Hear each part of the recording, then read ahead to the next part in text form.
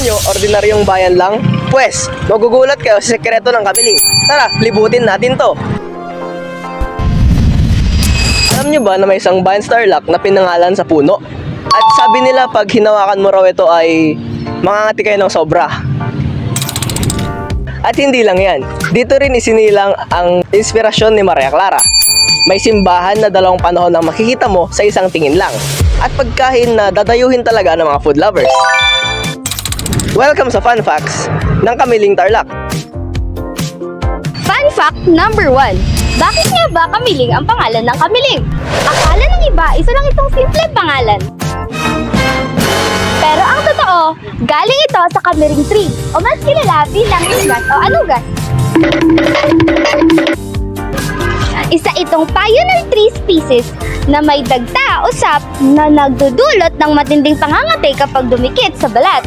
Kaya imagine, pinangalan ang buong bayan sa punong ayaw mong yakapin. Aray ko!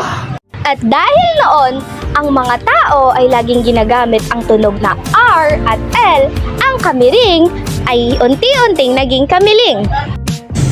Kaya sa susunod na maririnig ang pangalang Kamiling, tandaan, galing sa puno yan! Fun fact number 2. Hindi makalimot ng kasaysayan? Isa ito sa pinakakakaibang tanawin sa Tarlac. Sa Kamiling, magkatabi ang isang lumang simbahan at isang bagong simbahan. Ang Old St. Michael Archangel Parish Church ay itinayo noong 70s.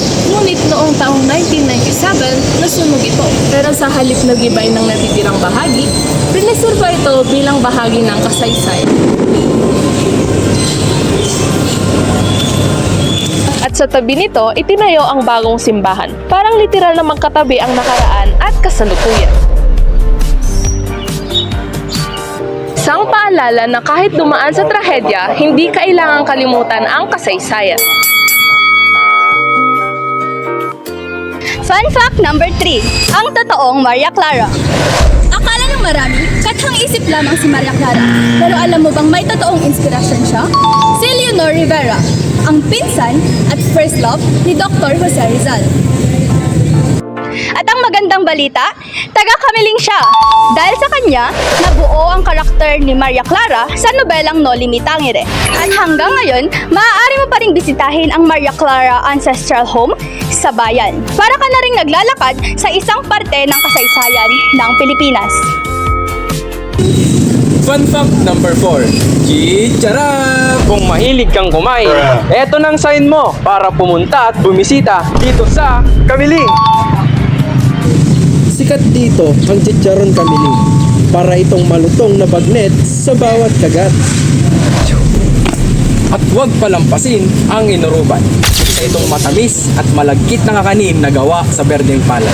Simple lang ang itsura, pero kapag natikman mo, ay tiyak na maiintindihan mo kung bakit ito dinadayo ng maraming tao. Fun fact number 5. Bayan ng mga alamat. Hindi lang pagkain at kasaysayan ang pagmamalaki ng Kamiling. Dito rin isinilang ang ilang mahalagang personalidad ng Pilipinas. Isa na rito si Carlos P. Romulo.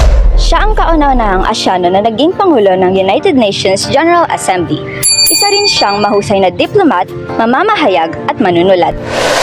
Tunay ngang hindi biro ang personalidad na nagmula sa maliit na bayan na ito. Kaya kung mapapadaan kayo sa Tarlac, huwag lang dumaan, kuminto ka.